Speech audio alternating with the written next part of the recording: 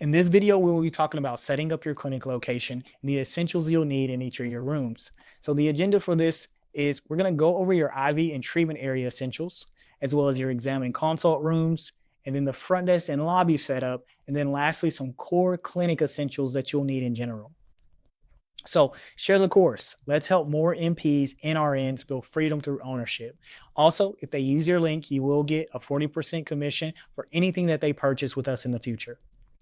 Warning, this is the most important video in the course. So if you're going to be launching a clinic, it's going to be a shared space or standalone clinic, you'll definitely want to know what essentials you'll need to operate and treat your patients.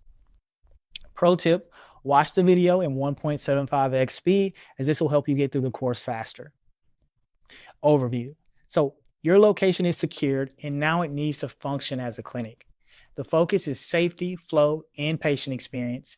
And you're not designing a luxury space at this point in time if that's something that you want to do in the future. But again, that's not our primary goal here. You are setting up everything that's going to be required to operate, right? So not looking to go luxury just yet. We're looking to only talk about what you'll need to operate. So your IV therapy area. So you need comfortable IV chairs and enough IV poles for your volume. So when we started, we only had 2 chairs, and that's what I recommend for you, unless for some reason you think the volume is going to be way, way higher, and that may be the case. And so again, 2 chairs is a good thing to start with. You may even want to do 1 chair, but you'll need an IV pole for that setup.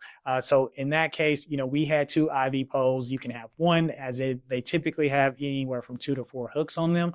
But again, you want some comfortable chairs that's going to align with the volume that you have. You'll need basic in-room storage for IV bags and supplies. It doesn't have to be in-room, but obviously the closer you are to it, the easier that it is to access, the quicker and more efficient you will be with treating your patients. TVs are optional and they do improve your patient experience. We initially had TVs in our room. We have our TVs in our IV room now, but I'm going to be honest, they are rarely used. There were some cases where they were used, but again, I don't see it as any reason that I don't see any reason that you have to have those in your room. Simple decor helps the space feel a bit more welcoming and more comfortable. So I do recommend you having these at the very least. Again, this is your space, your vision, your area. Just don't feel the need to go super, super luxury unless that's what you're going for and you have the budget in order to do so. Now, let's talk about your exam room and consult rooms. So you'll need a space for charting during patient evaluation. So this is separate from your IV room because you don't want someone being in your IV room to keep you from doing exams or consults. So if you're going to do IVs and you're going to have a separate IV room, you should definitely have a separate exam room. And then if you do use your exam room for IVs, just keep in mind that that's going to create some issues when patients are coming in and someone is already in that or occupying that room, since IVs tend to take anywhere from 45 minutes to an hour to complete. You'll need comfortable seating for not only your patients, but also you, the clinician. And then you may need a mini fridge for medications if applicable. Similar to the IV room, you want to have medications close to you. You may have a bigger fridge, like still a mini fridge, but just a bigger mini fridge that may house all your vitamins, your GLP-1 medications, and so on and so forth. But inside your exam room itself, you probably will want a smaller mini fridge, so then you can quickly drop any different medications or vitamin injections or anything like that inside the exam room itself. You're also going to want some storage, albeit can be minimal, as long as it's organized in order to house, anything, for instance, like your syringes, your needles, gauze, things like that. You can have some cabinets, or even if you buy some online or from Walmart or anything like that, to go in your storage area or in your rooms to keep those things readily accessible to you. Now let's talk about the front desk and lobby setup. So you'll need a desk, a computer, and reliable internet, of course. We use laptops, so we don't have a computer that always stays at our front desk. You may want that, and so that is an option to you, but we just carry our laptops around in order to serve patients, whether we're at the front desk or a clinician is in our exam room. You will need basic tools for check-in and payment and communication, right? So we do have a payment terminal that we got from our EMR system and software. So you will likely need a payment terminal. You can type in everyone's information manually into your EMR if it allows for it. But again, that is a bottleneck to getting people moving through your clinic quickly.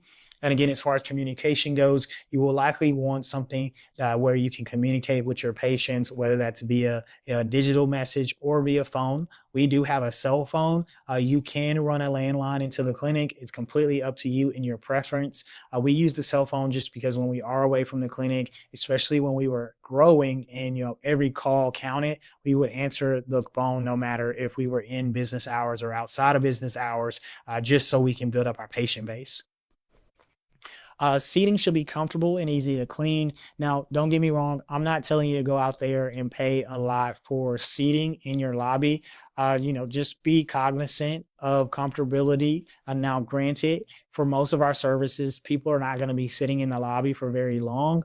So again, you can wait to buy some luxury chairs. Again, this is your vision, and so in your budget. So depending on it, just be I just don't want you to get out here and think that you have to be the place that's down the road, that's been open for 10 years plus, that has a bigger budget, that has luxury everything.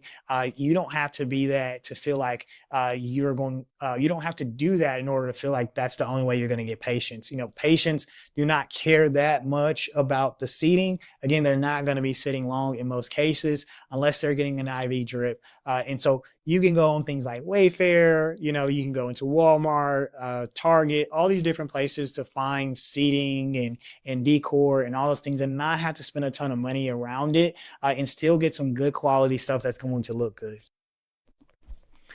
Clear flow helps patients know where to go.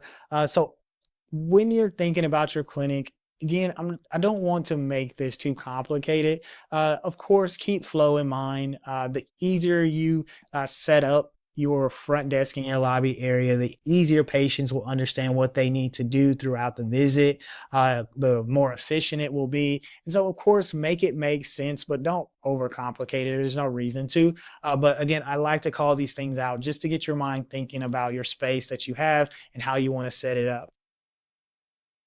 So some core clinic essentials to keep in mind are going to be medication and supplies must be stored securely, especially if you're going to have controlled substances. So that's going to be things like testosterone, for instance, or you may have phentermine in your clinic for some reason also even. And so in those cases that you're not sending those to the pharmacy for them to pick up, you want to make sure those are secure and they can be locked away. And also, if you're hiring staff, keep in mind that you do have a risk of things, going missing, right? I'm not saying that your staff is necessarily going to do that, but as a business owner, we do have to think that way. And so you want to be able to secure your medication, especially your more expensive medication, in ways that keeps it safe, keeps it at the right temperature, and ensures that no one can get into it who doesn't need to be going into it. You also will need sharp containers pretty much in every treatment area. Again, this is not a hard and fast rule, but you want it efficient and convenient so people are wasting their sharps the right way and are incentivized to do so. And so definitely keep that in mind. You're going to have to dispose of your sharps in a compliant way. You're also going to need refrigeration, and you want to be able to monitor the temperature when it is required. Again, vitamins as well as weight loss medication definitely need to be refrigerated. And so again, don't make this too complex. You do want to log these things in to make sure everything stays at the right temperature. But again, you're going to be the ultimate one who makes these decisions on how you go about doing this. Just make sure that you have that level of refrigeration, whether it's a big fridge, a mini fridge, a super mini fridge. I'm not going to tell you exactly what you have to do there because everyone's situation is different depending on the level of storage you have. Just make sure that you're able to refrigerate things that require refrigeration. Now, cleaning supplies must also be available to you. You want to keep your space clean because we are medical and wellness clinics. We want to show people that they can trust us and want to easy way to do that is to make sure your space is clean and organized. If someone walks into your medical clinic and is not clean and is not organized, and then you're going to be puncturing their skin, they're not going to trust you as much. So definitely be sure to keep your space clean, have cleaning supplies available to you and your staff. So if you clean as you go, you won't have to pay for someone to come and clean your clinic every single week or every 2 weeks, and you can really save on costs there. I know early on and even now to this day, we don't have cleaners come in and clean our clinic. We do it ourselves. So have cleaning supplies available for you early on. I don't want you incurring those $100, $200 cost of having someone come in and clean your space. So some key takeaways here is your clinic setup should prioritize function over aesthetics, buy only what is required to safely deliver care early on. And then you can always upgrade your space as your revenue grows. You can add more decor, you can add more chairs, you can make things look a lot better, a lot more aesthetic. You can put some more TVs on the wall if that's something that you want to do. All those great things you can do as you go. I just don't want you to feel the need to have all these things when you first start if that's not in your budget. I don't want these things to prevent you from starting. And that's kind of my overall message throughout this whole wellness clinic launch course, is that you can get started and start seeing patients and also keep those patients happy with a lot less than you likely think that you need, because a lot of times most of these places that we visit have been around for a while, or they are large franchises, and we don't really get to see them when they started.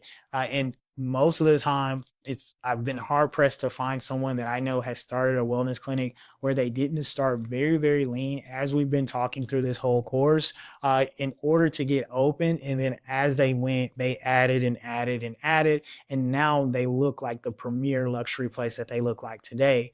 Unless they have some investors behind them, which is completely not required, and that's a whole nother can of worms that we could talk about.